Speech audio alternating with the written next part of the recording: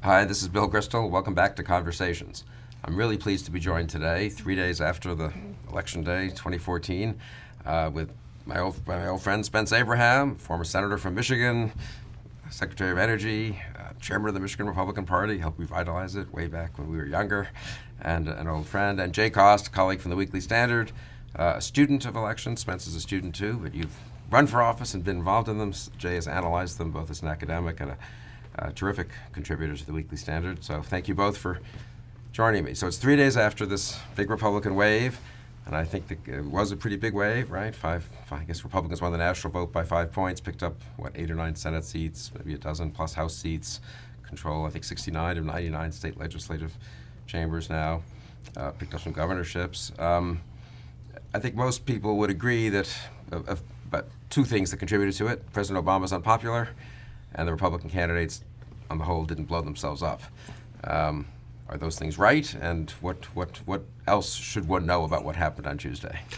Well, let me start. I think surely those are right. I would say on the Obama side of the equation, I can't really remember an election in which, perhaps after the 74 election, maybe that year, but I can't think of any where the candidates in a sitting president's party who was not scandalized or in some particularly heinous way under assault refused to even indicate whether they had voted for that president. I think that's an unprecedented signal that the Obama presidency and the unpopularity of Barack Obama contributed to the results. I don't think it helped the candidates who claimed otherwise. Well, that's the question. Was it a shrewd move by Alison Grimes in Kentucky, or no, you just ended up looking ridiculous? Seen as disingenuous. Right. I don't think anybody believed it, but I think just the fact that she felt that she had to take that stance, that Michelle Nunn sort of tried very hard to avoid saying what she would do in terms of supporting the president, were pretty strong indicators that the part of the equation that related to the president was accurate. That's a good point, because they're comparing it to 2006, which was a big Democratic victory and a genuinely big one. But I don't recall any Republican candidate saying, "I don't recall if I voted for George W. Bush 2 years before." Yeah, especially. Or I'm going to go there, but I'm really not going to even listen to Bush. Bush delegates to the convention 2 years before. Nobody did that, whereas obviously Grimes did. On the Republican side, I think it goes beyond saying that they didn't self-destruct. I mean, I think you had some very strong candidates, and they proved it. They didn't win in most cases by narrow margins, with last-minute victories. They by and large won by big margins, and in many cases either led or were even with the Democrats for months ahead of the election. And I think it's a testament to the quality of the candidates. I think they'll be quality U.S. senators when they get to Washington. And so, yeah, I think those are both factors, but I think it goes beyond each. And I think there are other things that happened, which we could probably get into, that were relevant as well. But certainly, yeah, let's get to those. But yeah. let's talk about Obama and the Republicans for a minute. Any qualifications to the narrative that's surrounded about Obama? I think Spence makes a very good point about the Republicans. This was not just avoiding mistakes, was it? It was also actually running good campaigns in tough, competitive states, Iowa, Colorado, states that Obama won twice in a row. Well, I think something to bear in mind, or at least what I think is so interesting about the election, is this, the idea that the president is unpopular, which he is nationwide. But of course, the country is also an aggregation of individual communities and regions, and he remains reasonably popular in certain parts of the country. Like, the west coast of California did not go Republican. Outside of a couple governor's races and a single House seat in New Hampshire, New England did not go Republican. What we are seeing, though, what I think is really interesting, and it's a change that's been happening slowly, so it doesn't get picked up in the 24/7 news cycle. But there is this slow erosion of the historic nature of the Democratic Party. For really a century now, it has been built on a coalition between rural interests and urban interests, both united in support of an activist government. This was the backbone of the New Deal coalition. This was the backbone of the Great Society coalition. Even as recently as 1996, if you compare Bill Clinton's numbers in, say, Manhattan to his numbers in Louisiana.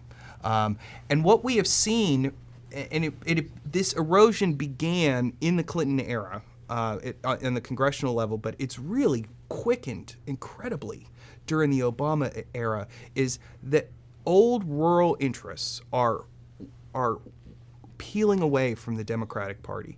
And it is not just merely in the House of Representatives or the Senate, although that is definitely the case, but we're now seeing it in state legislatures as well. West Virginia is often overlooked by the pundit class because it's not an interesting or sexy state, but it is a state. It is an important state, and it used to be historically Democratic. Voted for Michael Dukakis in 1988. Now they have a one chamber of the state legislature is Republican, the other is a tie. Arkansas is the same way. I mean, 50 years ago, it would be hard to find a more Democratic state than Arkansas. The pushback on that is, yeah, sure, that's been happening, but the Democrats have their new Obama coalition, which is upscale. But types. I think on that there's sort of an interesting pattern too. One of the charges about the Republicans in recent years has been an erosion of Republican support in the suburban areas around major cities that had traditionally been kind of the votes that offset large urban centers. And indeed that has happened. But in this election, if you look at the suburban communities in some of these key gubernatorial races, you see some shocking and I think for the Republicans very encouraging signs.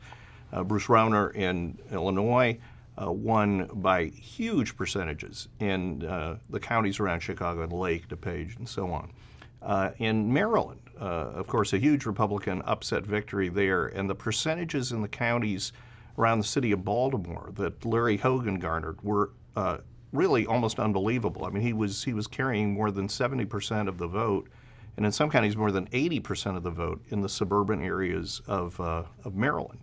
And the same was true in Michigan, where Rick Snyder won big, in Oakland and Macomb counties, counties that had been going for Obama in recent campaigns. And the same was true in Wisconsin with Scott Walker.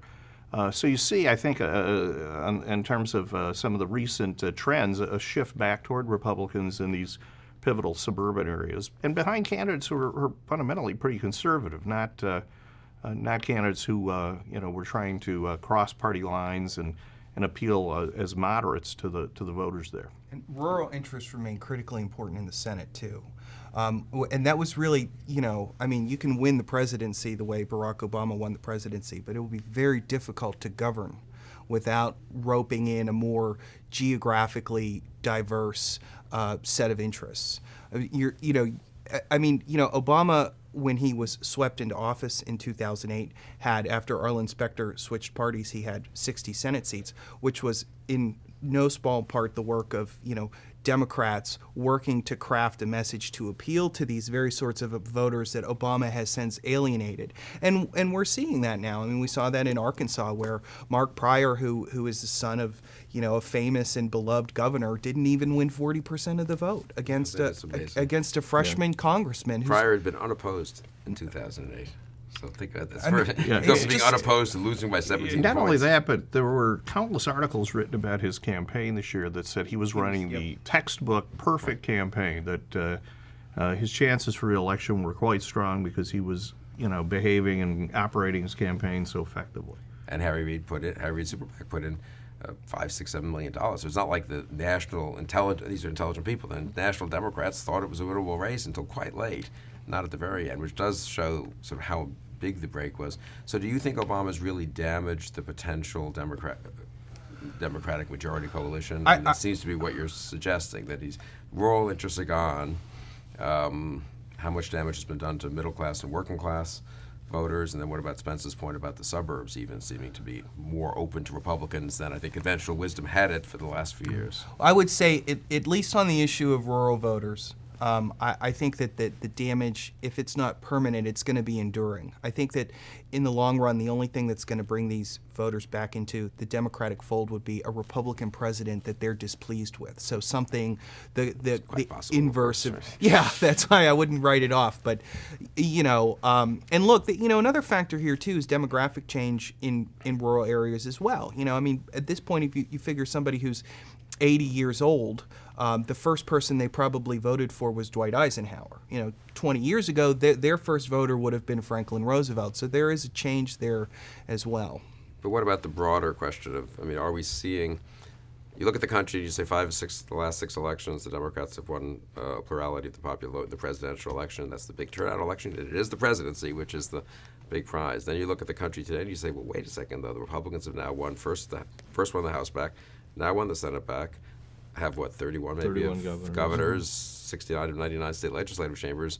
So which is it? Is it is it a Democratic country that the Republicans are sort of managing to stave off Democratic rule with sort of some good candidates and some good luck with Obama, or is it almost the opposite, a sort of a Republican tilting country that President Obama put together a kind of one-time only majority coalition? I think it's fundamentally a conservative, a right of center country. I think that Democrats who have been able to try to project themselves as sort of moderates, and even in some cases as sort of slightly to the right of center themselves. I don't think these are particularly easy arguments to make, but some have made them. They've done a little bit better, and I think the Obama campaigns were marked by 2 things. One, the financial collapse that took place in September of 2008 essentially elected Barack Obama. I'm not sure how that race would have ended were it not for what took place at that time. History has totally written out the fact that McCain and Palin were even. Yeah. Going into the Democratic So convention it's by the end of the summer. And his reelection was a hard-fought victory. I think there were, advantages that he had going into that race of having sort of brought the country's economy from the brink of disaster to at least something that people felt was moving in the right direction. Again, I'm not sure that transforms itself into a majority coalition, but that isn't to say the Democrats can't be competitive and won't be competitive in just 2 years. But I do think the notion that this is fundamentally a Democratic country has been disproven by this election. I don't think it's yet a Republican country, but I think the Republicans now have an opportunity to really gain some momentum towards that outcome, because I think the underlying philosophy of the voters is right of center. I want to get a little later to the next couple of years, but let's just stay on this past Tuesday. Myths, either things the media is reporting that really aren't so, or exaggerated, or underreported events that or aspects of the races that people should know about. I mean, again, I think the basic media narrative has been a grudging acceptance of President Obama's unpopularity and a grudging acceptance that the Republican candidates are good, though I think I agree with that, a failure to appreciate how good they've been in some cases, and also how much younger and how interesting they are and potential leaders of the party. But that's, I suppose, another story. But what else would you, if someone said to you, okay, so I've watched TV, I've read some of the media, but what have I missed from the election? I think that there have been, maybe the misses have been that there was a lack of a competitive race in Nevada, and there was a lack of a competitive race in Texas, which should be peculiar to people in the media because, as I've heard many times on MSNBC, the Democratic coalition of the ascendant, which includes, Latino voters, is going to sweep Republicans out of both of these states. And yet on Tuesday, after completely, dull races that everybody knew was going to happen. Brian Sandoval in Nevada wins 70% of the vote, and they didn't even conduct an exit poll there because it was such a and they won everything down ballot, right? Everything they down won every ballot. statewide Everything race. and then in Texas, Greg Abbott actually, basically splits the Latino vote with Wendy Davis, and he wins a majority of Latino men. So that's something that Democrats have been putting Latino voters in a bag and assuming that they belong to them the same way African American voters do. But I don't think that story is at all demonstrated yet, where there is real Republican strength and real Republican opportunities with Latino voters. It's interesting.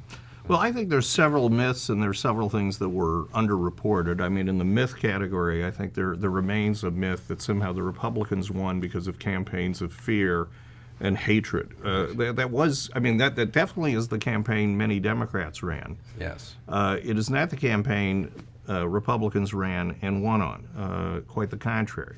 And that's a myth that I think needs to be punctured. I think another sort of underreported fact you've alluded to a couple of times is the really unique quality of and diversity of Republican winners. Jay just mentioned Brian Sandoval, who captured 70% of the vote or close to it in Nevada, who I think brings the party, not only a strong governor, a Hispanic governor, Susana Martinez in New Mexico, but what about Scott in South Carolina? And what about Maya Love in Utah? I mean, were there these They things? don't count in the liberal meeting. Some of the voters of South Carolina, the heart of the Confederacy, right, elected black Republican. the first, I think Scott got more votes, if I'm not He did, mistaken, than than Lindsey Lindsey Graham. Graham, the incumbent, the longer time incumbent Right. white senator from South Carolina. Yeah, Right. And the absolute refusal to treat these figures as important Republican victories strikes me as one of the kind of underreported elements of the election that hopefully the Republicans at least can do some things to feature going forward, because they're going to be leaders with a lot of, I think, bringing a lot of benefits to the party in their regions and beyond. I think there's some other, kind of crazy myths that have come up. I mean, we're now suffering from the post-election myth making that now Republicans, if they want to succeed going forward, need to tack dramatically to the left in Washington, or else they're doomed. This is the kind of thing that invariably happens after a big Republican win. It's a myth. That isn't the way that Republicans are going to survive and strengthen themselves. So these are some of the things I think that got misreported or maybe intentionally reported the wrong way in the wake of the election. But I think they're all factors that are good news for conservatives. I think the Latino point, is a very interesting one.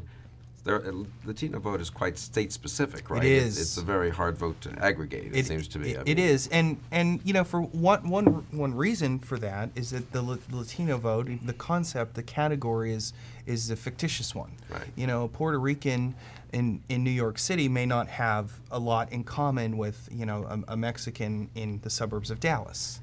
There's a vast diversity there that is often elided by this category, and you see statewide, you can see that, and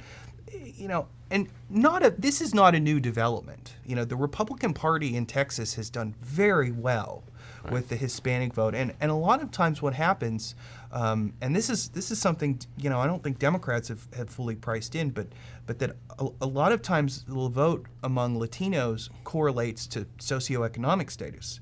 So the longer these immigrant communities are here, the more integrated they become, the more they rise through the ladder, toward prosperity, the more able Republicans are to get them to vote for them, which I think is probably a big difference why Republicans do so well in Texas as opposed to, say, the west side of Chicago with Latino voters. It's hugely related to socioeconomic status.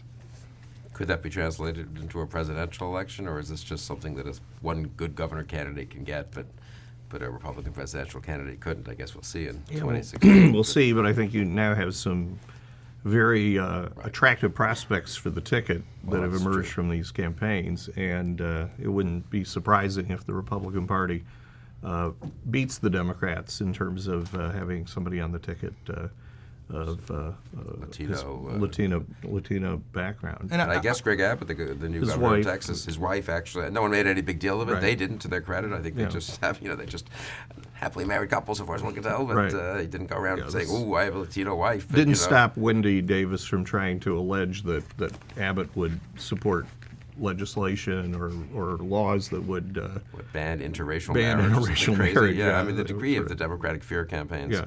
Maybe they went too far and it backfired a little. I wonder. Well, I think the war on women element did to some degree. I think some of the claims that were made, and I think in Colorado you saw this in particular, just going so far that even the Denver Post and other liberal sources there felt that Mark Udall's Senate race had become so single-dimensional that he was no longer a viable candidate. And I think that probably happened in other places with Davis in Texas. I think she lost both men and women to Abbott in that election. But that doesn't mean, I think another of the sort of myths is the war on women may be done, that the Democrats may abandon this. I don't think that'll be true at all. I think they will try to find a more persuasive way to raise that set of issues in 2016. And obviously if Hillary Clinton's running, she'll be sort of in some ways, symbol of a woman who's succeeded running against whoever the Republicans nominate, on these kinds of issues. I mean, Jay, do you think, I think young people were something like 55, 45 maybe, Democratic nationally this year. Big improvement from 2008 with President Obama on the ballot, which was close to 2-1. I think it was like 64-36 or something. So it's also a lower turnout of younger voters in an off year, and maybe is therefore slightly more conservative young voters vote, who knows. But do you feel, I put it this way, as I think we're all three moderately conservative and sort of generally pro-Republican, how worried should Republicans feel somewhat relieved and gratified that they're not going to be facing a 2-1 hostile generation that, as it gets older, forever, and that is pretty depressing. If you're a political party, you lose the 18 to 30-year-olds 2-1. Are they making the kind of progress they should be making, or is that still not so great to be at sort of 55-45, even in what's a good Republican year? I mean, what's your sense of that? Well, I think the first thing I would say is that, young people's political opinions are often malleable because, and they will change over time as their social status changes, right? So if you're 18 years old in college, you're taking out large student loans, you may be more inclined to vote Democratic than you will be when, say, you're in your mid-40s and you're making $100,000 a year and all your loans are paid off. You have a different relationship with the government even then. So that's sort of one point. Well, famously, people look at their paycheck the first time they get a job out of college. Yeah, and say yeeks, And, Another point that is important is, you think about somebody who's 18 years old, and this is the first election they voted. They were 12 years old when Barack Obama was elected. This is, for most of those people, before they become socialized into politics. They were socialized into politics the last couple years, where the president has been, frankly, a disappointment. It's very different from people who were 18 in 2008. Their socialization occurred with the disappointment of the Bush years. And in fact, you look at the Great Depression, you go back and look at people who were socialized in the 1920s. They voted Republican their whole lives, and people who were socialized in the 30s voted Democratic. So, that's another factor as well. So you don't think Republicans are doomed? No, well, the same kinds of things were projected during the Reagan presidency. Right. President Reagan captured the youth vote. People laughed about it because of his age.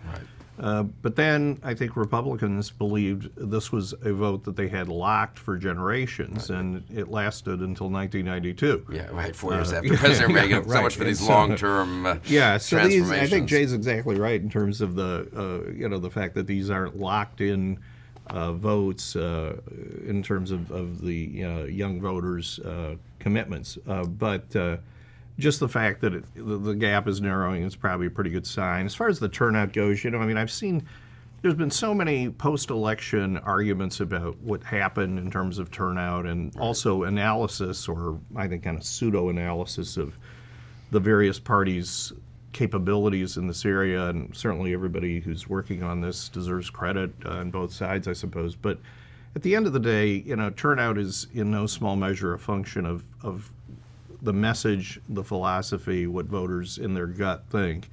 And if you're not attracted by what your party's offering, you can get robocalled, you can get door knocked, you can get whatever other social networking maneuvers are used these days to persuade you to vote, but clearly you aren't going out there, and I think this election showed that. In the 2012 campaign, Barack Obama's operation was, supposedly, and I think it actually was, in the modern era, the greatest turnout machine that we've had probably since the 19th century, right, when they would literally pay people to vote. Right. Okay, well, this president also is the first president in the Democratic era of American politics to receive a smaller share of the popular vote, a smaller actual number of popular voters, and a smaller electoral college vote. For the first one to win, but still to win. Yeah, with these declines. Yeah, yeah. So, and the implication there is exactly what you said, which is that, you can you can try and sell it as much as you want, but if there's nothing to sell, there's nothing to sell.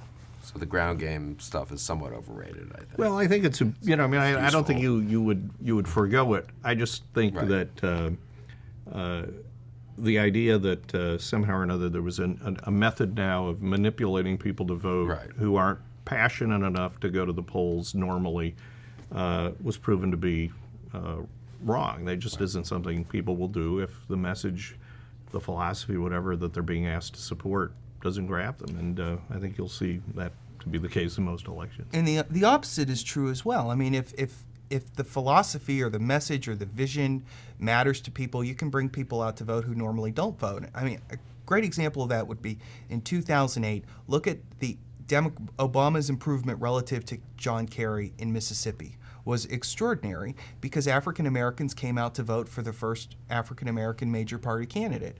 Nobody was campaigning in Mississippi. There was nothing drawing people out. And they talked about all the doors knocked in Virginia and North Carolina, and yes, did that make a difference? I'm sure it made a difference at the margins, but those people were coming out anyway, as we saw in Mississippi. Oh, that's a good point. Let me ask you about the sort of economic message, and one of the striking things in the exit polls, and it's been confirmed by a lot of other survey data in recent years, is the pessimism of the American public about their own finances, which has some basis in objective reality in terms of their own take-home income and job prospects. And I think in this poll, though, 22% of Americans thought their kids would likely be better off than they are. 48% thought likely not, which does seem to cut against the normal American hope and belief that your kids have a better opportunity than you do. I mean, do you have a sense of how deep and pervasive this is? Is it just coming out of a recession and eventually it's sort of people go back to where we were? And B, how has each party handled it, I guess, in this election? How does each party handle what does seem to be a sort of a pessimism out there? I don't know if I have a quantitative answer to that. I do think, though, that you have at this point, there's very few Americans who have either children that are recent college graduates, current college students, or headed toward college in some point in the near future who aren't hearing horror stories about the employability of students who are graduating. And given the cost of higher education, I think that combination, it's costing more, and there isn't as much confidence in the placement, the job placement opportunities of the college experience. I think that is a widely accepted view in a lot of levels, not just in upper income families, but even in families who may be sending their first child to college. But that's a pretty significant departure from the country's history. Now, as I understand it, the unemployment rate among college graduates is quite low, but nonetheless, recent graduates are having this challenge. And I do think whether you're a family that's spent a fortune to send their child to some private college, and are disappointed with where they're at or where they're going to be, or if you're somebody hoping to send your first child to college, and now you're learning that may not in fact be a superhighway towards success, I think that does play a role in the pessimism and certainly in the results of that survey. And I guess it's powerful because, of course, it hits the 20-year-old himself or herself who's in college. It hits the 45-year-old mother and father who were worried about the kids' prospects. Yeah. It hits the 70-year-old grandparents who are hearing that, so it's sort of unlike some issues which only affect one one cohort. This really can affect everyone. Yeah, I think it does. I think that this has deep roots. That if you look at the 50 years between, it was about 50 years between the end of World War II and the turn of the century, and the average rate of economic growth during that period was about 3 to 3.5%. But in the last 14 years, since the recession of 2001, 2002, the average growth rate has been about half that. Right. Moreover, if you look at the economic recovery in the 1980s was not as good as the growth rate in the 60s, but it was a more sustainable growth in the 70s. But the rate of growth in the 90s didn't quite match that of the 80s, especially in terms of employment and wages and income. The growth rate in the aughts, the decade that just ended, didn't match the growth rate in the 90s, and the growth rate this decade doesn't match the growth rate in the aughts. Meanwhile, we are also seeing a disconnection between Wall Street and the stock markets and the broader economy. They used to run in tandem, but really starting in the 1990s, the stock market began running substantially ahead of the broader economy, and I think that generates the pessimism that we've been talking about, but also this resentment that I think exists, and I think it helps explain the growing populist strands on both the Republican and the Democratic sides of the aisle, that something is deeply dysfunctional in the economy. Excuse me. Yeah, I think that's right, and I think it's to some degree magnified as a result of the social media. Because I do think, first of all, you have a lot of people who are, in fact, they're, they're trading on the stock market themselves. They feel at great disadvantage to the major investment houses and so on, so they get a little bit of that. But I think also you do have people now better able as a result of social media and just sort of online media and 24-hour news and so on, more aware of what they are not accomplishing in comparison to what others might be. And I think it's magnifying the point Jay made in terms of the disparity between the sort of Wall Street world and the general economy. And I think that sense of gulf is in fact pretty strong. I guess it's a challenge for both parties, because just thinking about it here, I mean, in a way, this most simple Republican message, which is often a tax cut, marginal tax rate cut message, will be good for economic growth, or regulatory relief measures, doesn't really affect, a lot of these people aren't paying much in the way of federal income tax. The payroll tax might be an interesting candidate to cut, but no one's really talking about that, since it pays for Social Security. The regulations, it's very indirect how that affects their well-being. So the Republicans have a tough time, I think, translating what may be on a policy way a fairly legitimate economic growth message into this kinds of concerns you've spoken about. And the Democrats have a message of using government to help primarily the poor, I would say, and various classes of sort of victims or semi-victims. Less, I think, effective at having a message, at least since Clinton, of helping sort of struggling working class and middle class families. And so, in a funny way, both parties are challenged, aren't they, by this kind of sentiment, I think. I would say both parties also suffer from pretty severe resource constraints, too, in terms of what they would do.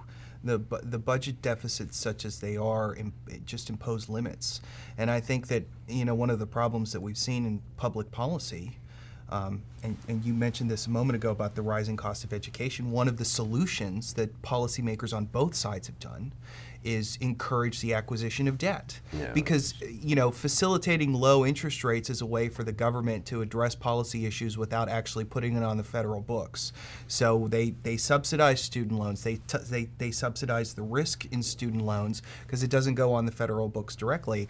And, they did the same thing with Fannie Mae and Freddie Mac in terms of the housing crisis, and they did it for the exact same reason. In the face of this sort of growing gap between the haves and the have-nots, or the middle class and the upper class, it was a cheap, from a federal budgetary perspective, it was a cheap solution. Not a very effective solution, though, as we saw with the collapse in home ownership is really taken it on the chin since then. So I think that's another issue of just sort of that neither side has really great ideas, and the ideas they have are often too expensive. But I think you're right, Bill. I think the kind of voters who make or break these elections in terms of their socioeconomic standard don't think they're going to get much out of government programs, no matter how vast they become, and also don't think they're going to get much out of Republican-supported tax cuts that are related to supply-side economic philosophy. I think they view both of those courses as ones that help other folks, but not themselves. I think they're probably a little more partial toward the Republican view, because I think at the end of the day they do feel that the government has gotten too big and powerful in their lives, and so supporting new government programs is probably more unpleasant a thought to them than the supply-side economic thought. But nonetheless, I don't think either party right now has a message that necessarily is working with that electorate on a sort of broad basis. I think election to election, they remain up for grabs. I think that's so true, and I think we saw that in 2012, where turnout in a lot of the critical swing states was down. the white working class in the Midwest in particular. And I think that that's exactly what their hesitation was Mitt Romney was talking about cutting the corporate tax rate, for instance, doesn't resonate. But at the same time, they aren't really interested in another government program, and they resolved this disgust of both parties by just sitting on their hands. And we saw that in the turnout numbers. So, 2016, an open seat election, which is always, I think, more interesting and fluid and have more variables than a presidential re-elect, where it's a referendum on the president, and if he avoids a primary, he usually wins in the modern era, and then it's a question of how much of the vote he holds or increases from the previous time. But here we have an election coming up, as I say, with the presidency open. So let's go through both parties and then talk about the general election. Democrats. Is Hillary Clinton as prohibitive a frontrunner as everyone seems to think now, a few days after Election Day 2014? Well, I think she is a major frontrunner, primarily because the Democrats have, as several of their own commentators indicated, a very weak bench, because she has obviously a very strong money machine ready to go to work for her, and she's clearly enjoying a huge advantage in terms of name recognition. Is she unbeatable? No. She could be challenged successfully if the right set of circumstances happen, but it would take a very unique set, I think, for her to be derailed from the nomination. It'll be interesting, though, I think, in terms of whether or not candidates like Elizabeth Warren or Bernie Sanders decide they're going to make that challenge, because it could dramatically affect how the dynamics of the U.S. Senate play out over the course of the next couple of years. I mean, everybody's looking on the Republican side and assuming that conservative Republican senators are going to make it difficult for there to be party unity, because they're going to be pushing, for presidential reasons or other reasons, an agenda that's more to the right. But if Warren or Sanders or both of them decide to run for president, they're going to do exactly the same thing on the Democratic side and push the caucus to the left. And any one or two factors you have in mind as sort of if you're the Hillary Clinton campaign strategist, that you least want to see happen? I mean, or is there some particular thing that would I think worry their you? campaign is going to be, I think all the Democratic campaigns are going to rise or fall on the president's popularity. You just can't find an experience in modern American politics where a party had a sitting president who was unpopular and yet retained the White House, even if the candidate was not that president or even somebody who was immediately next to them, like their vice president. I mean, it just doesn't happen. If Barack Obama's approval ratings remain where they are today on Election Day 2016, Hillary Clinton won't win, Elizabeth Warren won't win, Joe Biden won't win. They won't win. And in the primaries, though, does that create an issue for Hillary, sort of distancing herself? Yeah, it's or going to not? create a lot of, I think, awkwardness, because I think there's going to be multiple situations where she's going to be urged by her political team to find distance and to create distance with Barack Obama. And based on Barack Obama's reaction to people who do that in his own party, I think we can assume that that whatever existing bad blood there is between the Obamas and the Clintons will worsen. And then I think if Bill Clinton helps to create that gap even further, it will go from bad to really bad, which creates a very unusual situation. Now, the Clinton team may think that's good, because the more they are seen as adversarial to the White House, the more they may be able to transcend Obama's unpopularity, assuming his approval ratings stay the same. But it can't be good for Democrats to have that kind of No, and in the battle. Democratic Party, his approval rating remains decent, so there'll be some resentment if suddenly Hillary Clinton is saying, oh, I would have been tougher in this part of foreign policy, and I wouldn't have gone this way on Obamacare or something like that. Jay, Hillary Clinton? I think, actually, I would say the most interesting person to me right now in Democratic Party politics is Elizabeth Warren. Yeah. I think that Hillary Clinton should be enormously concerned about her. I think that Elizabeth Warren has a couple not insubstantial advantages. The first one is that the left loves her, right? Which is to say that upscale whites, particularly those most inclined to participate in the Iowa caucuses, for instance, probably really like her. And they like her for reasons that could help her sell herself to downscale whites and minority voters who really make up the rest of the Democratic Party, which is to say that she has a left-wing populist critique of American public policy. That is a formidable combination potentially. I think her one weak spot is that she will scare Wall Street to death. This is the one thing that she does not possess that Barack Obama possessed. Barack Obama somehow found a way to merge Gene McCarthy and Daley into a single candidate, which is to say that the left-wingers loved him, but then he turned around and the Chicago Board of Trade loved him too. He had that ability in 2008, and that's why he could actually outrace Hillary Clinton, even as he was winning the hearts of the left-wingers. Elizabeth Warren is not going to be able to raise that kind of money, which is probably Hillary's most substantial advantage over her. But she's very interesting, and I think that her skills as a politician shouldn't be underestimated. Yeah, that's interesting.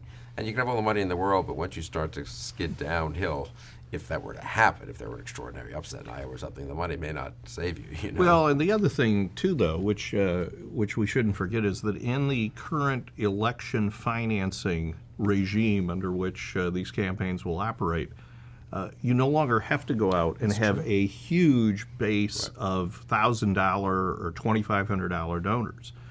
If you have a few passionate billionaires willing to create the kind of support system that we saw support Mitt Romney, that we saw in some of these races this year, where's Tom Steyer going to go in that kind of race? You only need a few folks willing to open their checkbooks to that degree, and a candidate who probably couldn't get the normal sort of money to get through the initial stages of the primary season able to compete because they've got an outside entity that's making up the difference.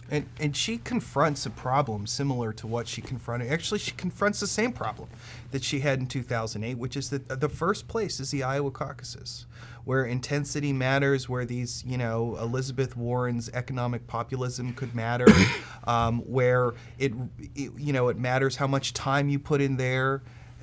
She has the same problem in that, the fact that she lost the Iowa caucuses is what spawned the Obama phenomenon. Well, I ran third in the Iowa caucuses. Right. Well, the other and John Edwards, which tells you something, actually, right? Yeah, I think the other thing though that mattered in 2008 that we don't know about at this point, it's hard, it doesn't appear as if there necessarily will be an African American candidate in the field. But I think where Clinton was particularly hurt was that what she and Bill Clinton and her team thought would be a strong showing in African American precincts never materialized because of Obama. If there isn't an African American candidate, I think she'll do reasonably well in that community in the primaries, and that's a constituency she got almost no help from. Right. And that's a good back chunk of the primary votes. And especially in the South now. I mean, those states with all those delegates in Alabama, Mississippi, Georgia, North Carolina, Arkansas, Louisiana is going to be. African Americans are extremely powerful in those states in Democratic primary politics. Yeah, it's interesting. Hillary's become so inevitable and so dominant that she's up 64 to 16 or 12 or in these polls. But if you just look at the two last competitive Democratic races, it's sort of interesting. In 2004. Just thinking about this now, obviously John Kerry, who was more of an establishment candidate, ultimately won, but Howard Dean was running ahead for most of the year before, and that wasn't just a phony thing. He really was ahead, and he had a chance to win, and he, for various reasons, couldn't quite pull it off. And John Edwards emerged as the kind of populist. And then in 2008, Obama and Edwards got, 65%, I would guess, of the Iowa caucus vote. I think it was, pretty close to 70. Yeah, so the Obama-Edwards, the fact that there's a lot of Dean sentiment, if you can call it that. There's a lot of Edwards-type sentiment in the Democratic Party. And Hillary Clinton isn't perfectly positioned for either. On the other hand, if Elizabeth Warren doesn't run and Jim Webb or Bernie Sanders don't take off, and if there's no African American candidate, she will win if she's not really if it's not really contested. But I do think so. I think our consensus is possibly more competitive than conventional wisdom, right? Obviously, it's still probably not. We still bet on Hillary Clinton, but we wouldn't be wildly surprised to see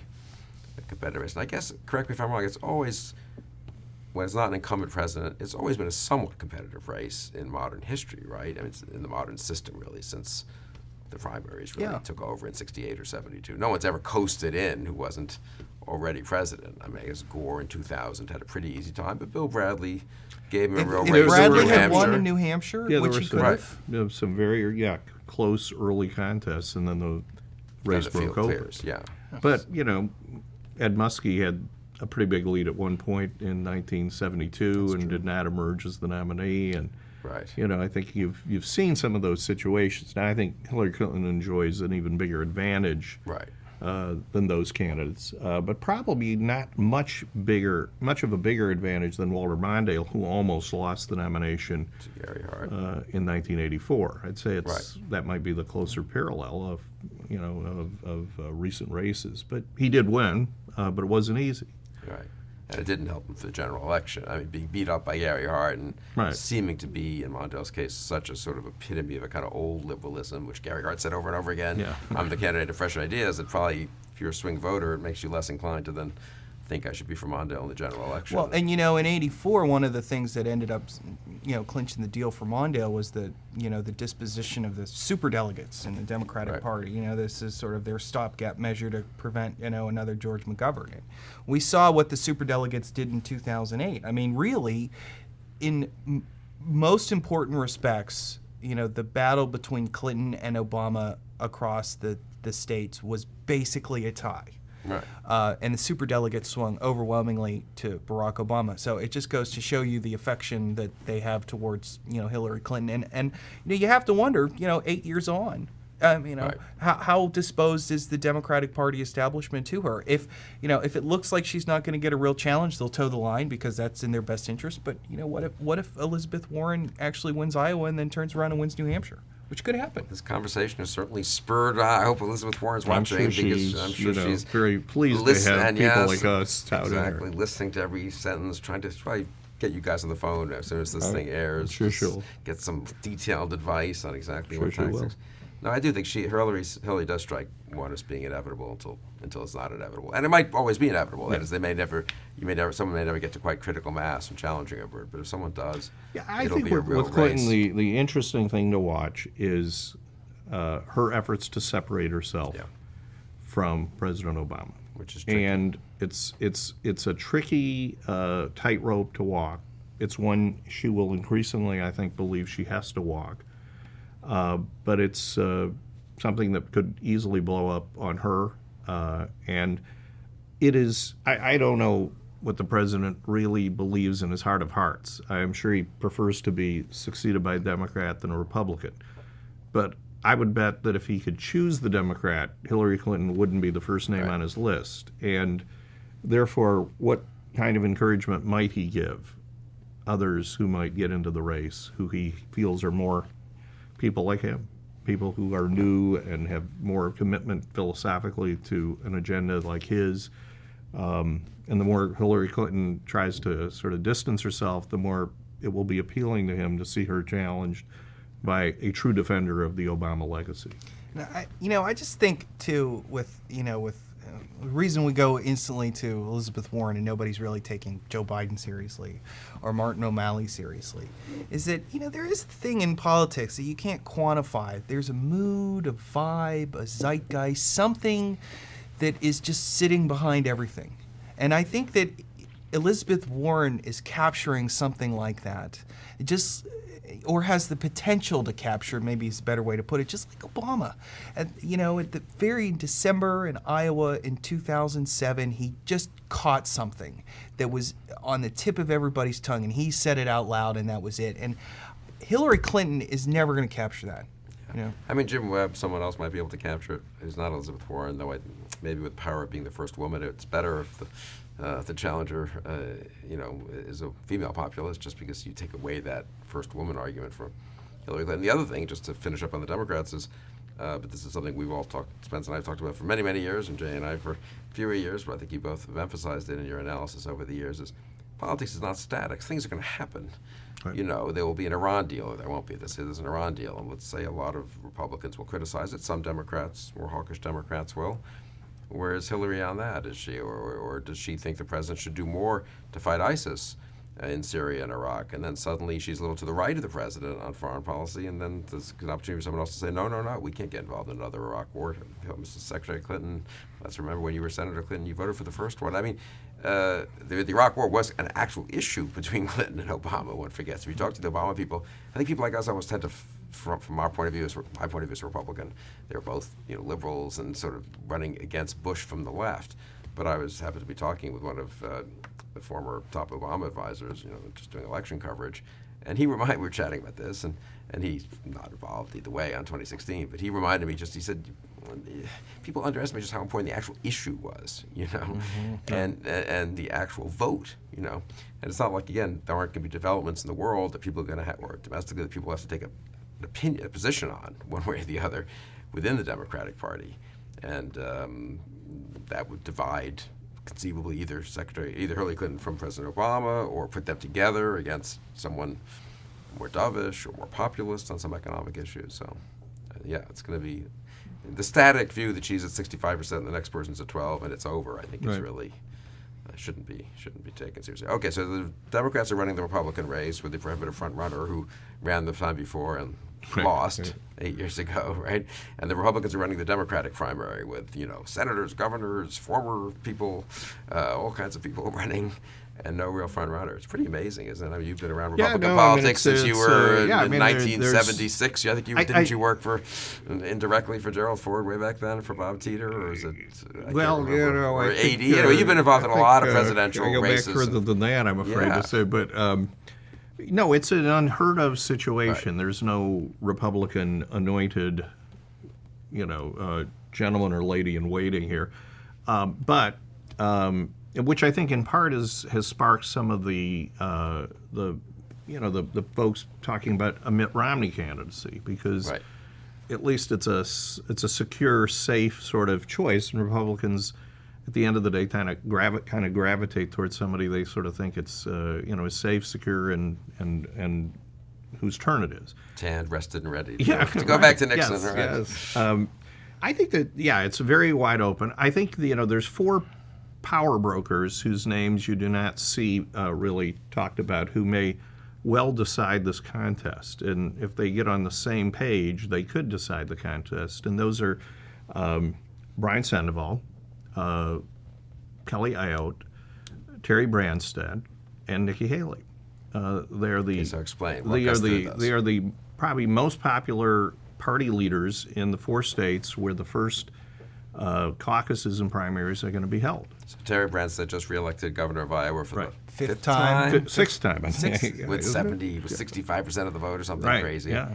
Right. So he's sitting there in Iowa. Yep. Kelly Ayotte, popular is the senator from New Hampshire. popular, only statewide Republican elected official there. Now in South Carolina, you've got a trio of people, but I think the governor in these kinds of races tends to have a little extra clout, and of course, Lindsey Graham may run himself or something, so that could sort of neutralize the value of South Carolina. But the governor of South Carolina is a pretty important player in this, and Brian Sandoval in Nevada. So you have some players here who I think have not really received the kind of attention yet that they ultimately will, but you can bet that everybody who's putting together their presidential campaign right now, or at least their exploratory committee or whatever, is already thinking, how many times can I go out and find a way to get to Carson City, or to New Hampshire, or to Kelly Ayotte's backyard, or to see Terry Branstad, and so on. And I think because in a situation where you don't have the field clearly drawn as before, then these kinds of party leaders are going to have a real disproportionate amount of clout, I think, in deciding the contest. That's interesting, because that sort of cuts against what is, I think, the instinctive but maybe incorrect sort of sense. Well, it's so wide open, it's so fluid, no one has, anyone can make his own way, and the power brokers don't have the power they used to have. But you're saying in a certain way the power brokers have more power if there are 10 candidates, all of whom people are mildly well disposed to but don't really know much about. Yeah, I think these 4 do. I don't. I mean, obviously the race could get so snarled that their counterparts in later primary states could also have that power. But I do think that this may be in a situation where trying to emerge from a very crowded field early, having these kinds of endorsements. And Branstad and Chuck Grassley could be, the Iowa senator, could be really... Joni Ernst as well, too, Yeah, potentially. Joni Ernst, yeah, could be really significant players this time around, because you're talking about trying to get somebody not to 40% in the Iowa caucuses, but perhaps just as much as 15 to 20 will be enough to really put you on Is the there map. any analogy? I'll just come to Jay in a second. I'm just thinking of, is there, I guess maybe the Democrats in '76, when key primaries, as I vaguely remember, were resolved by Jimmy Carter winning Wisconsin with 22%, and Udall or someone, I don't remember even where, had 21, and one forgets what a real multi-candidate field with credible candidates too, governors, senators, people who run before, some who hadn't run before. It's not as if Republicans especially are so used to thinking about this as it's ultimately, it's not ultimately, pretty soon it's two people and you get a 48 to 44 result or something like that. But one forgets how fluid and sort of random almost results could be, and that's where one endorsement suddenly pops you up 5 points. Yeah, that's why I brought it up, only because I think you don't have a field of well-known candidates, assuming that the field that's currently being talked about is the field. So in that type of setting, having an endorsement to give the sort of sanctioning process a chance to work with the voters in the caucus or the primaries can make a disproportionate difference. And again, you don't have to move somebody 15 or 20 points with these kinds of endorsements. I'm talking about a very slight movement. 5 points might be enough to take somebody from the middle of the pack to a victory or a close second place finish that suddenly makes them part of the next stage of the process, one of the semifinalists. And one of the things that strikes me about this conversation is you being a political pro leaped immediately to the states. I mean, there's Iowa, then there's New Hampshire, and let's think about who might have an advantage there. So much of the general coverage is, I saw a national poll, and Jeb Bush is at 14%, and Chris Christie's at 11%, and isn't that an interesting lead? But I think implicit in what you're saying, and I'm curious, Jay, for your thoughts on this, for all the talk of how we're now one nation, and national, the technology is all national, and so forth. It is still very much a state-by-state process. It is, and two things that I think are really interesting. One of which you really, I think you nailed is if in a 10-candidate race, if there's 10 credible candidates, you need 15% to win the most votes in Iowa. Now, in terms of getting delegates to the convention, it does absolutely nothing for you, but the media will declare you the winner, and that matters. And then you go on to New Hampshire, and so I think that's an incredibly important element of this. And then, another, related element is that the RNC has compressed the calendar. So, this multi-candidate race could persist. You can envision a scenario if somebody wins Nevada, one person wins Iowa, a different person wins New Hampshire, a different person wins South Carolina, and all these races happen, boom, boom, boom, boom, boom. It could be... And in the past, I guess, then the subsequently failed, the trailing candidates dropped out, no money. But I really wonder in the current context with super PACs and with just hang around, get into a debate, maybe make a good impression. Suddenly you get 23%. It's proportional representation, isn't it, for the first, I think the new Republican rules. Up to a certain point. date. Yeah. And I do wonder if they've... And, these things always have unanticipated consequences, these rules changes. Yeah. The debates one can be so important for this as well, too. I mean, I think that's something to bear in mind is that, Rick Santorum didn't have any money in 2012. I mean, he didn't have anything. But he did well in those debates, and he hung around, and he hung around, and he hung around, and then he won the Iowa caucus. He surged in Iowa, Yeah, the same thing happened with Mike Huckabee in 2008. It was those debates that gave Huckabee exposure that, 20 years earlier he wouldn't have been able to have, because there will be debates, all the time on Fox News that 2 million people will except watch. the Republican National Committee. They want to try limit. to They want to limit it. We'll see how that works. That's difficult. That's difficult to enforce too. Yeah, I think there's two things here. One is that's I think pretty relevant, and you already touched on it, which is the super PAC role. If we think a lot of money was spent in this cycle by outside groups, it's going to be dwarfed by the amount spent next time. And what you now have is a recognition on the part of Republican donors with great means that they can win. After 2012, they weren't sure they could win no matter how much they spent. Now, they feel differently.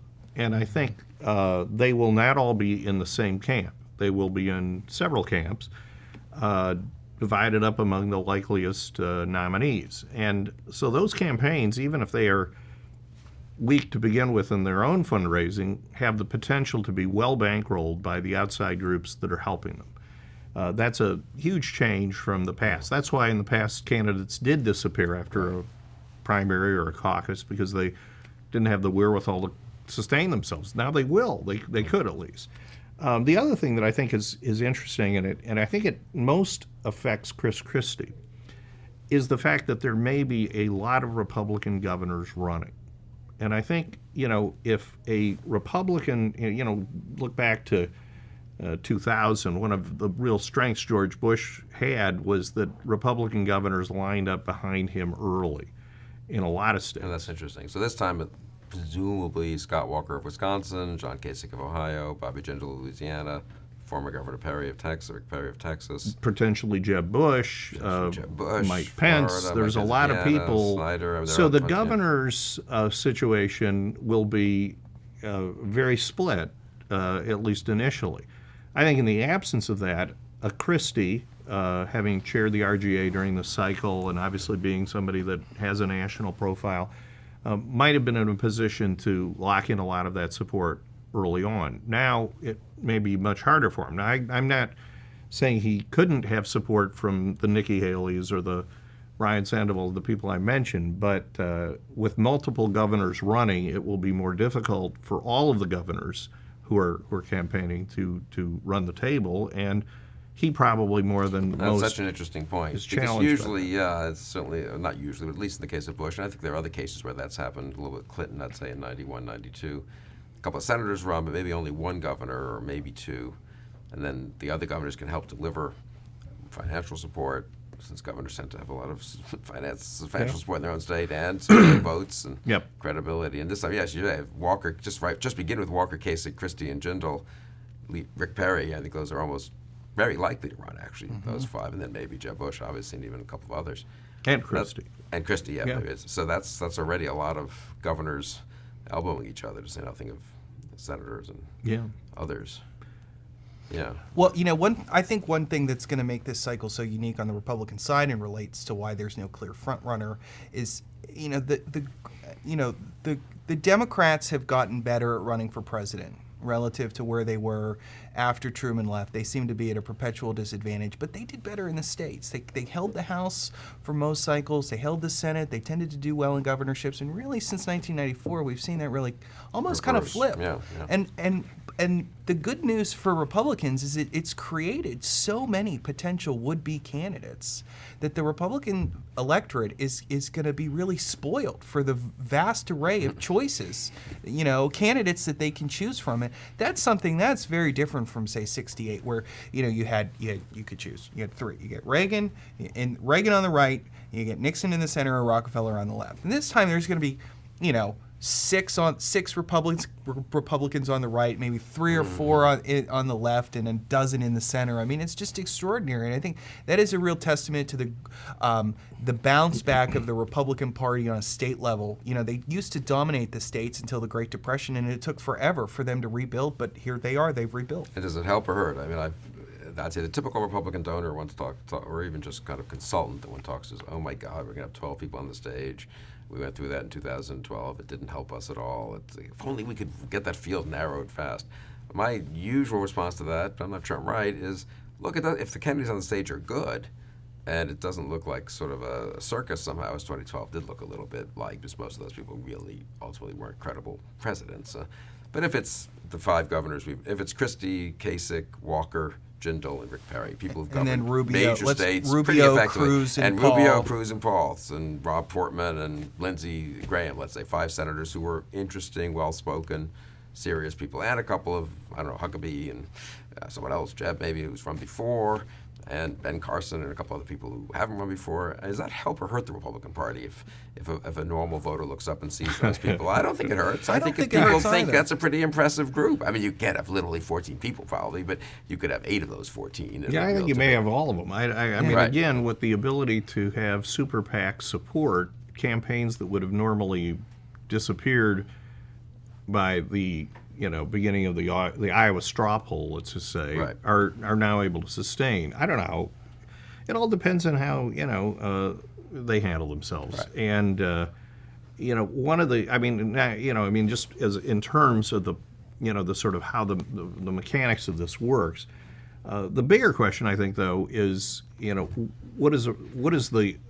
which of the person who emerges from this be like? Who's going to have the strongest position to win in the general? And I think that's the other question that a lot of Republican, both contributor and donor figures, but also these pivotal endorsers are going to be weighing. Who's not only good in terms of being a nice person or philosophically right, but we want to win. I think in the party is going to look very hard at that question. And do you have a view? I mean, apart from picking, you can pick one person if you want to, but No. as a sort of general governors versus senators, Yeah, old versus young, run before and therefore vetted versus fresh faced, do you have a sort of general view? I think on that? at this early point, you have to think a governor would be a stronger candidate than a senator, and I say that not to be As an personal. ex-senator, As an right. ex-senator, yeah, but only in the following context: the dynamics that are going to take place between the Obama White House and the Senate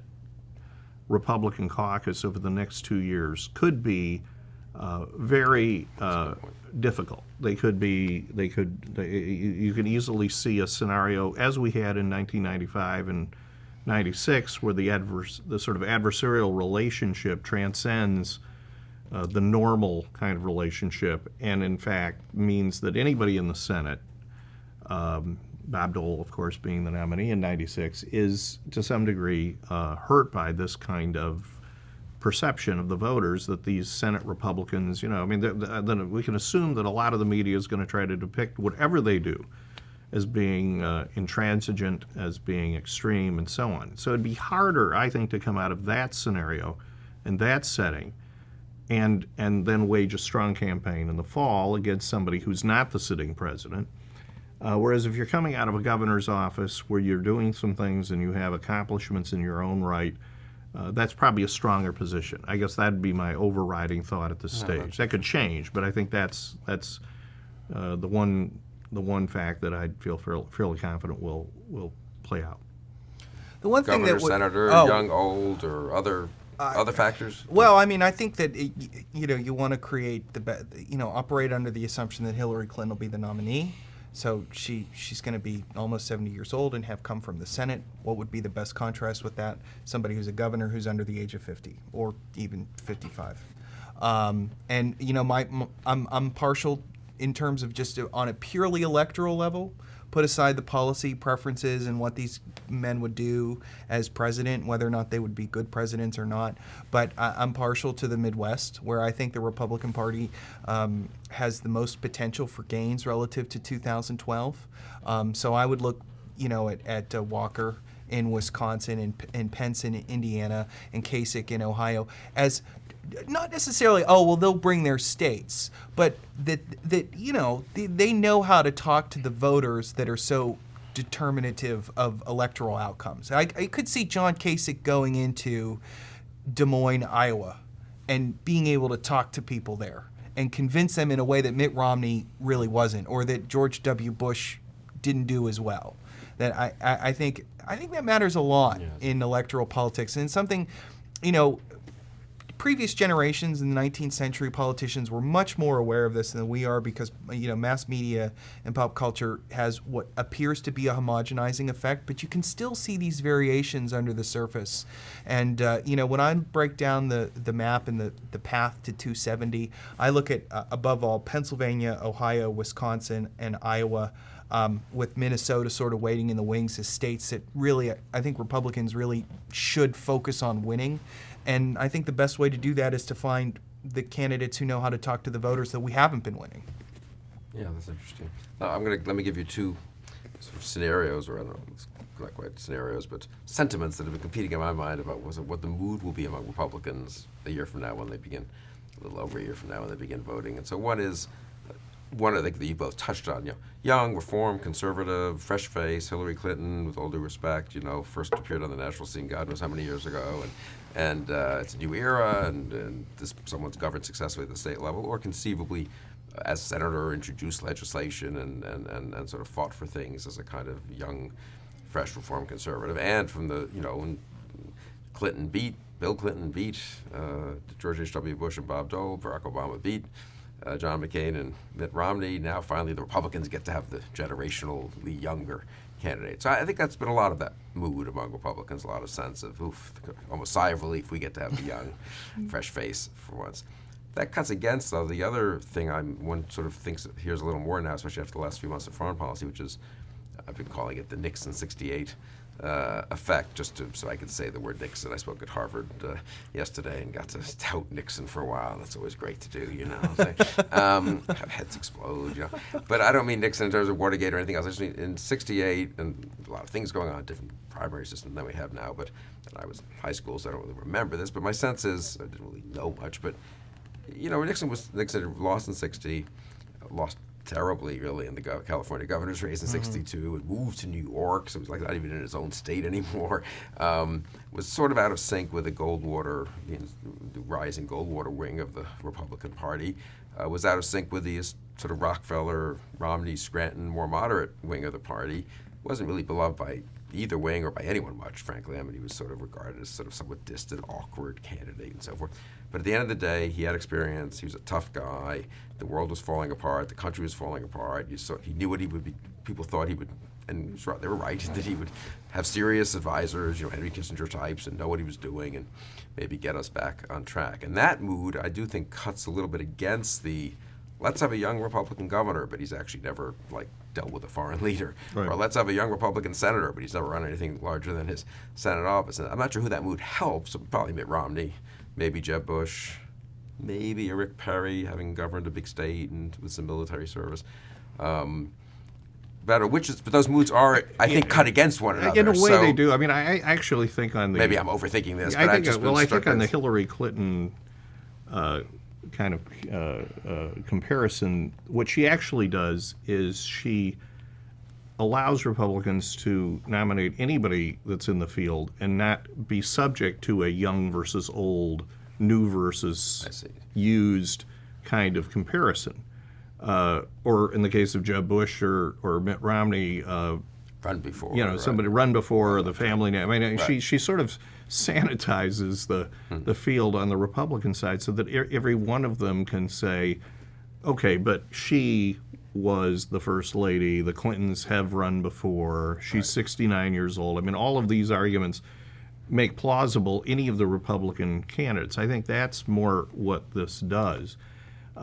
Nixon, I think you're right. I do think he represented a grown-up, serious presidency to people who were in 1968 very alienated from what was going on in terms of our cities, in terms of Washington. They were unhappy with the war in Vietnam and so on.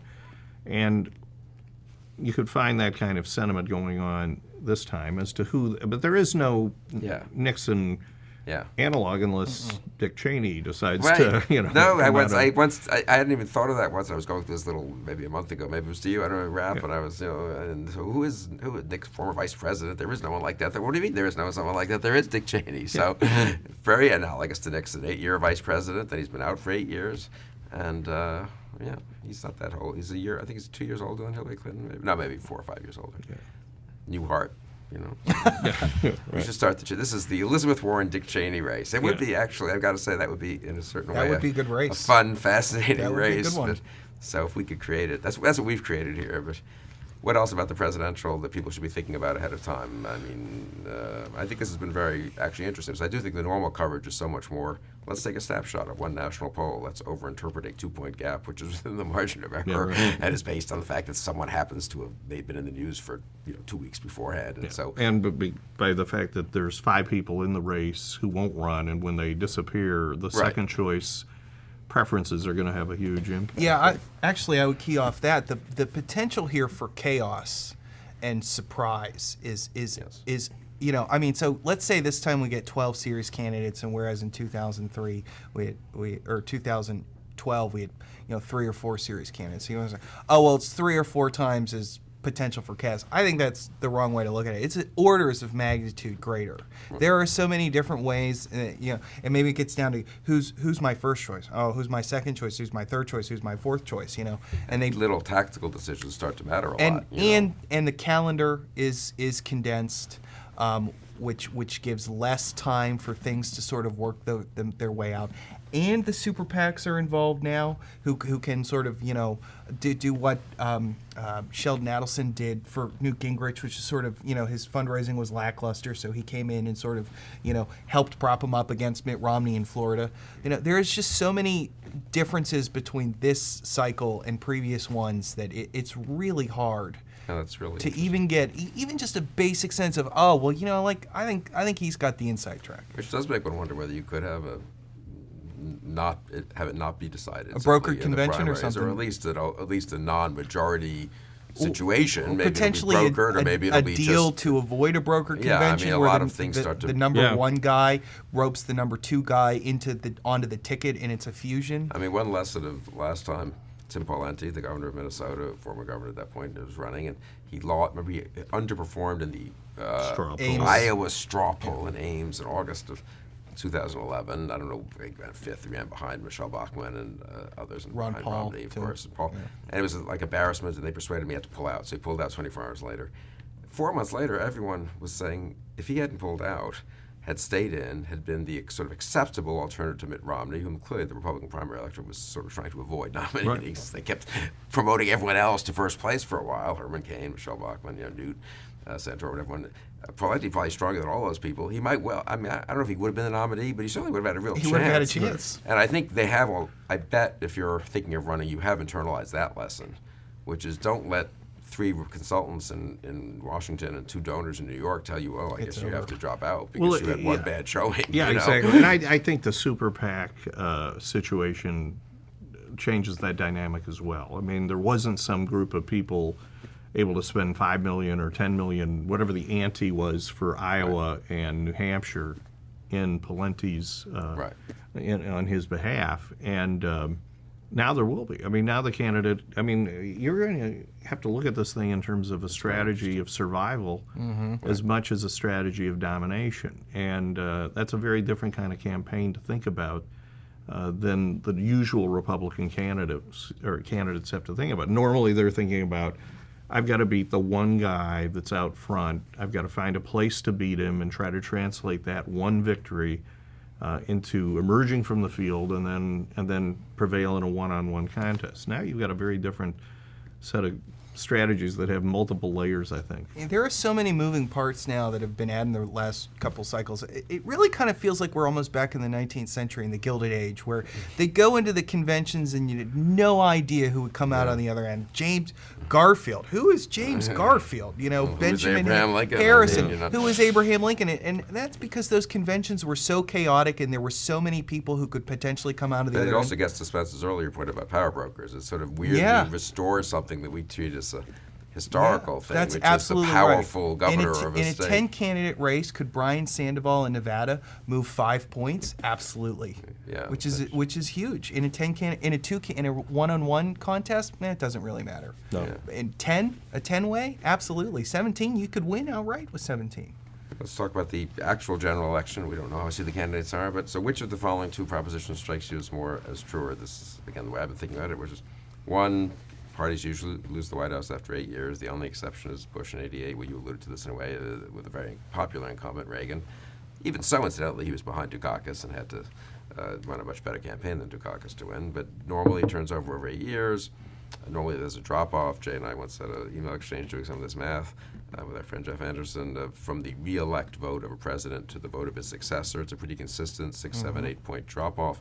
So if the Democratic vote drops from Obama's 51 or 2 to 45, obviously the Democrats don't win.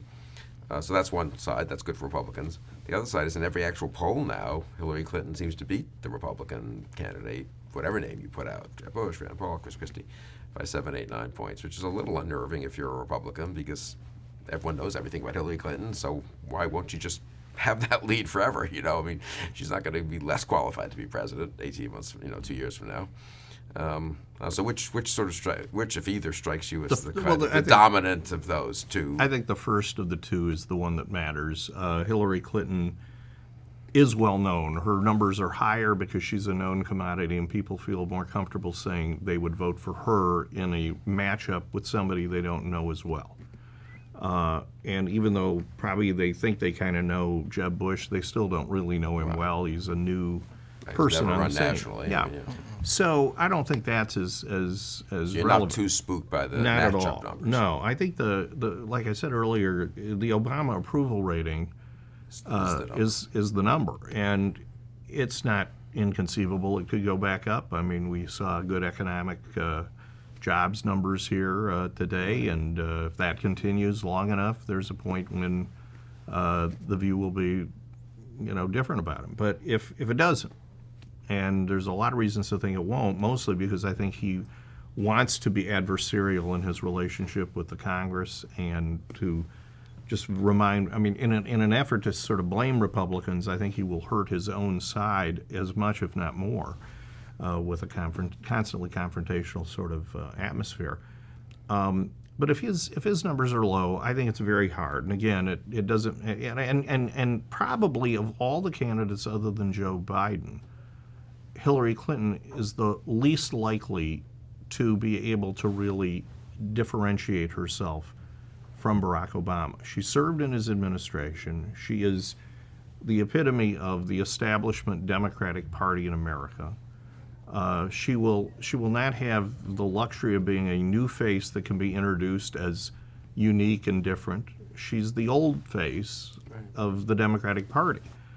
And so I think she rises and falls very closely to where Obama stands in the polls, and has working also against her the fact that it would be a third consecutive Democratic term. So I think all of that is the more relevant factor. Now, that doesn't mean the Republicans can't eviscerate each other and find a way to, put themselves at a disadvantage even if Obama's not popular, but I'd rather be on that side of this equation. Jay, I'm pretty spooked. Yeah, I think this is an actual slight analytical difference, I think. Yeah, and I think so. I myself am ambivalent, so let me make clear. I don't know which of you I agree with. So explain, because you've written a couple of things for us about. Without discounting anything that you said, because I sort of agree. I think it's an issue of, it's a matter of emphases. Yeah. But my feeling is I sort of have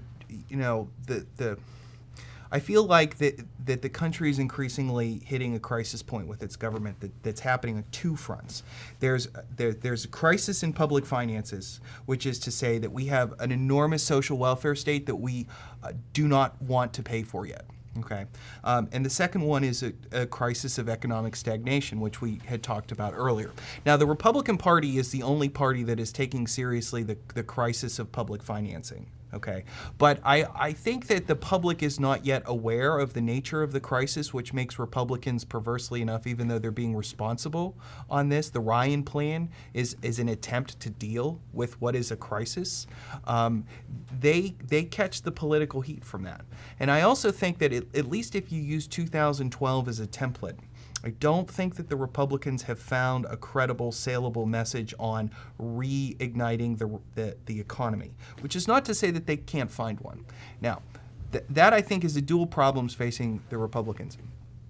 Hillary Clinton faces both of those problems, but she has one thing going for her, which is, weren't the 90s great?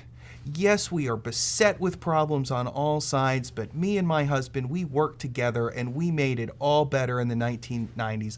Let's just go into the ballot voting booth, close your eyes, and think of 1997 when you cast that ballot.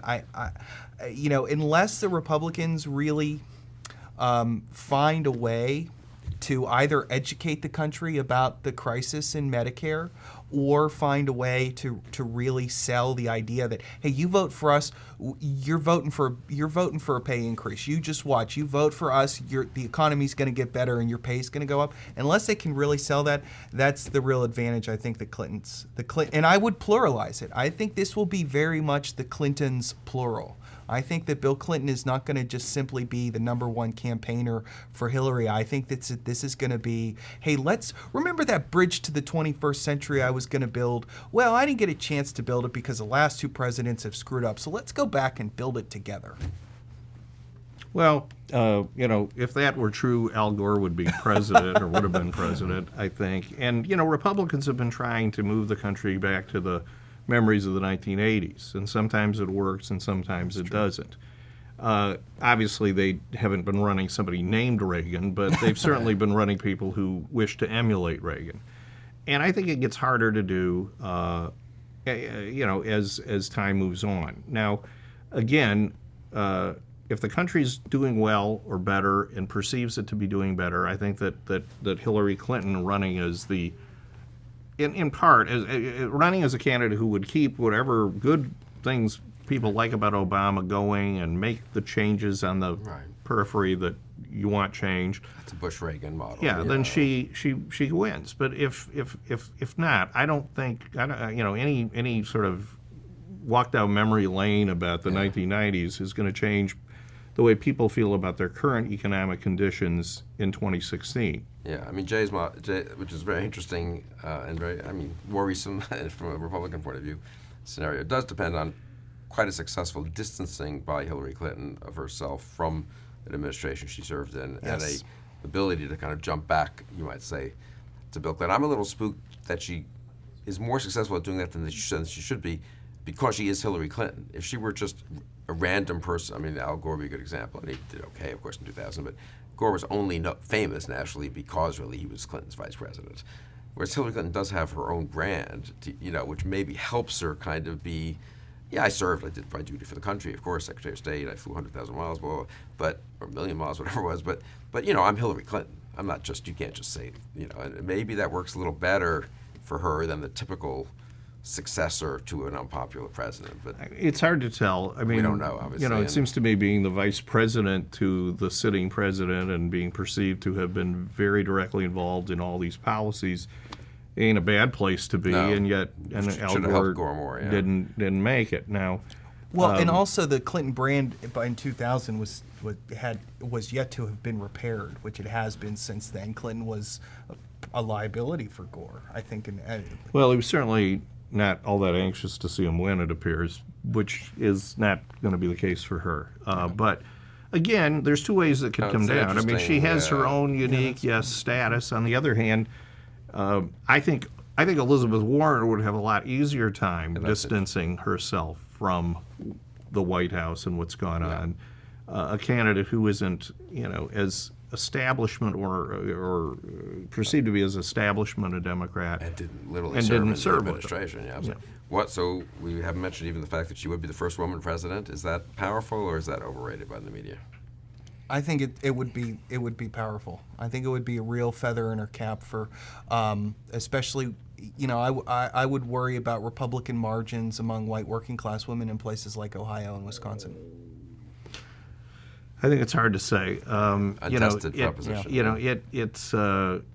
We've seen in state races, parallels, obviously, and some have worked out very well and some have not. And, Wendy Davis would have been the first female governor of Texas in a long time. I think there was some back in the good old days of Texas, maybe somebody or another or whatever. Of a governor or something. But sometimes it works, sometimes it doesn't. No, I think I don't think it hurts her. Probably helps her, but I'm not sure if it would help her to overcome, the drag that could be there. But if there may not be a drag. When times are tough and neither side is making a particularly powerful, persuasive argument about how they'll get better, the symbolism of something like that could be impactful to vote for the first woman president, and the empathy that women voters would feel, women voters who are struggling and maybe not hearing an economic message from the Republicans, and, otherwise aren't hearing much, it's not like Hillary's message is all that great either, but there's something emotionally satisfying about making that happen. I mean, it's tough to underestimate the power of emotion in politics. Or it could be that people will say, 8 years ago, we thought it would be important to that's true. advance somebody who would represent the first African American to be the president, and it ain't worked out so well. I don't like where the country is. Voting for somebody on the basis of their status isn't a good way to vote. I don't know. I'm not saying that happens. No, it's very but interesting. We'll have a lot of This will be a very permutations. interesting next 2 years. That's the conclusion I draw from this. We should do this again, maybe like Labor Day of 2015 would be a good time, don't you think, to see where the two races stand. It would genuinely be interesting. It is a very more fluid, I would say, than I can remember a presidential cycle in a long, long time, where it's been easier to get a handle on both, I think, who like the nominees, or certainly in the Republican side, and also the kind of basic dynamics of the race. It's just an awful lot of moving parts. Thanks very much for joining us. I very much enjoyed this conversation. I'm sure our viewers will. And thank you for joining us for Conversations.